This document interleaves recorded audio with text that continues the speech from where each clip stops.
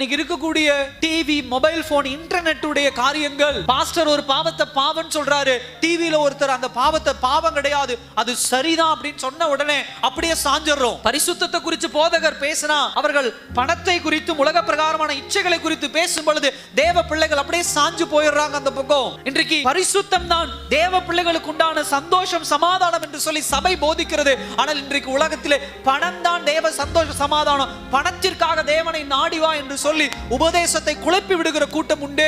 உபதேசங்கள் இப்படி கோளாறு பண்ணி உங்களை பின்மாற்றத்துக்குள்ள ஒரு கூட்டம் கூட்டிட்டு போயிட்டு இருக்குது. இன்னொரு கூட்டம் உங்க கையில் இருக்கக்கூடிய மொபைல் போன், உங்க வீட்டில் இருக்கக்கூடிய டிவி, உங்க கையில கிடைக்கக்கூடிய செய்தித்தாள்கள், இவையெல்லாம் எப்படி இந்த உலகத்தை ப்ரோமோட் பண்ணிக்கிட்டு இருக்கு, எப்படி இந்த உலகத்தை அட்வர்டைஸ்மெண்ட் பண்ணிட்டு இருக்கு, விளம்பரம் பண்ணிக்கிட்டு இருக்குன்னா, இந்த வண்டி வச்சிருந்தீனா தான் உனக்கு சந்தோஷம், இந்த போன் வச்சிருந்தீனா தான் நீ சந்தோஷம், நீ சொந்த வீடு கட்டினா தான் சந்தோஷம், நீ இந்த வேலை செஞ்சினா தான் சந்தோஷம், நீ இந்த ஜாதியில பிறந்தினா தான் சந்தோஷம், நீ இந்த கூட்டத்தாளினா தான் உனக்கு சந்தோஷம்.